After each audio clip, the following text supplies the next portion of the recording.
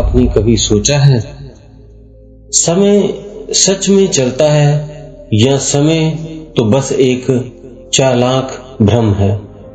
जिन इंसानों ने अपनी असहायता छिपाने के लिए गढ़ लिया, अगर समय झूठा है तो सच कहाँ है?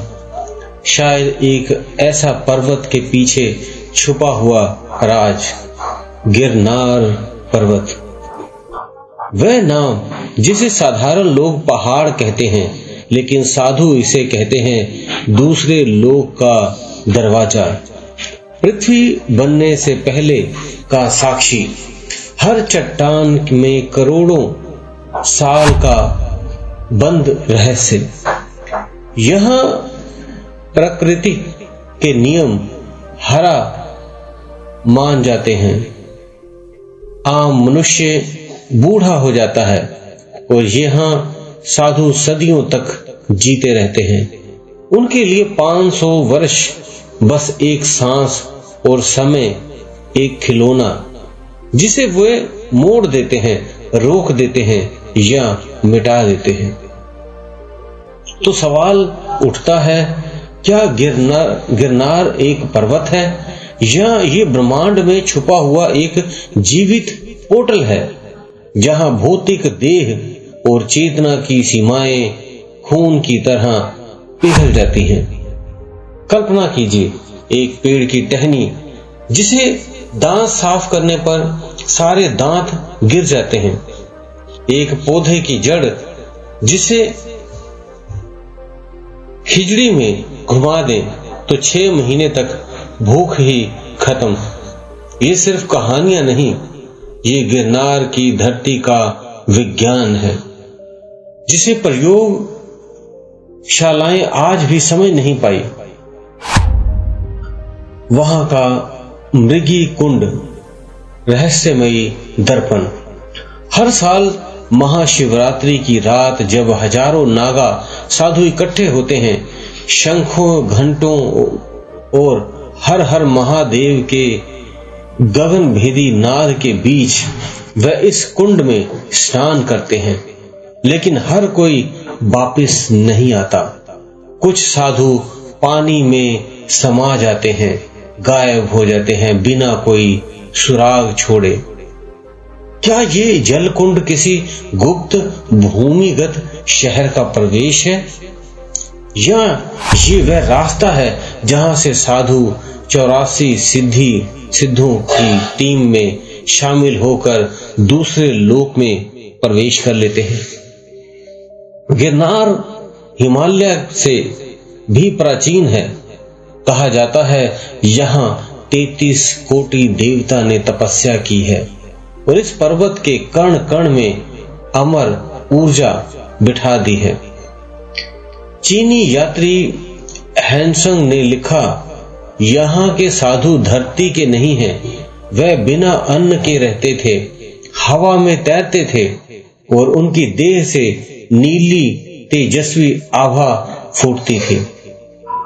लोगों ने यहाँ सुनहरे बर्तन, आग से बाहर आते योगी और अजीब संगीत गुफाओं से निकलते देखा है। 10,000 सीढ़ियों का भी एक रहस्य है यहाँ पे। इस पर्वत पर चढ़ना देह की अंतिम सीमा तोड़ना है। जब यात्री गिरने को होता है, उसे महसूस होता है कि अनदेखे हाथ ने उसे संभाल लिया है, जैसे गिरनार खुद उन्हें बुला रहा हो। अब चलते हैं गुफाओं की तरफ, जो कहीं और जाती हैं। छोटी छोटी गुफाएं जो दिखाई तो देती हैं, पर हर किसी को अंदर नहीं लेती।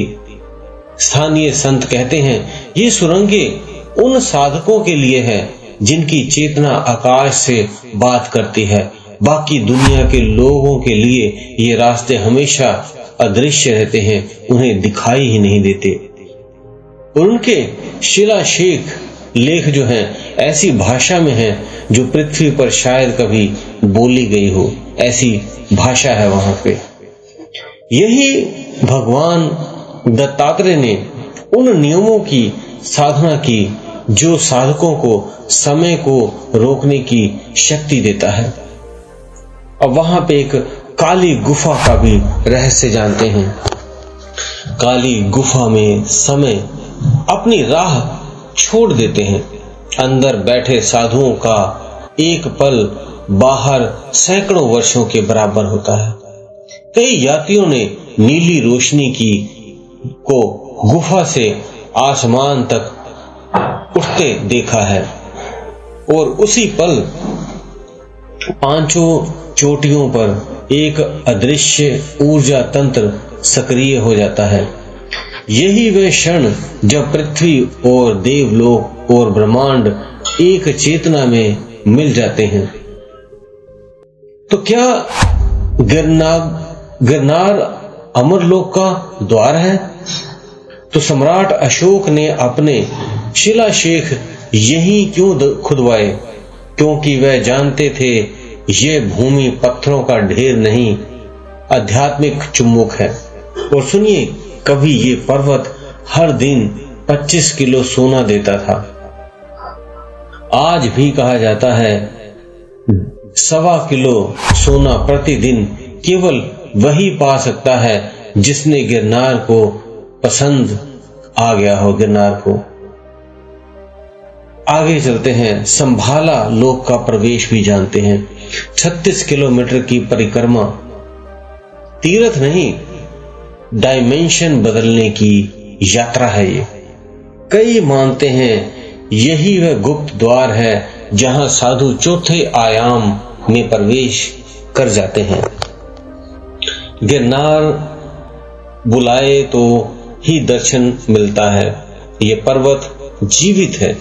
यहाँ आज भी ऐसे योगी हैं जो सिर्फ चुने हुए लोगों को दिखते हैं। अंत में हम यही सच को बताएंगे कि ये यात्रा पैरों की नहीं, आत्मा की उड़ान है। गिरनार के रहस्य कभी खत्म नहीं होंगे। अगर आपकी भी इस पावन पर्वत के दर्शन की सच्ची पुकार है तो बस मन से कहिए, जय गिरनारी। तो दोस्तों, इसका सच जानने के लिए और आगे बढ़ेंगे अगली एपिसोड में। चैनल को लाइक और सब्सक्राइब कर लीजिए ताकि ऐसे गूढ़ रहस्य जो आपसे छुपे हुए हैं उनको हम उजागर करेंगे।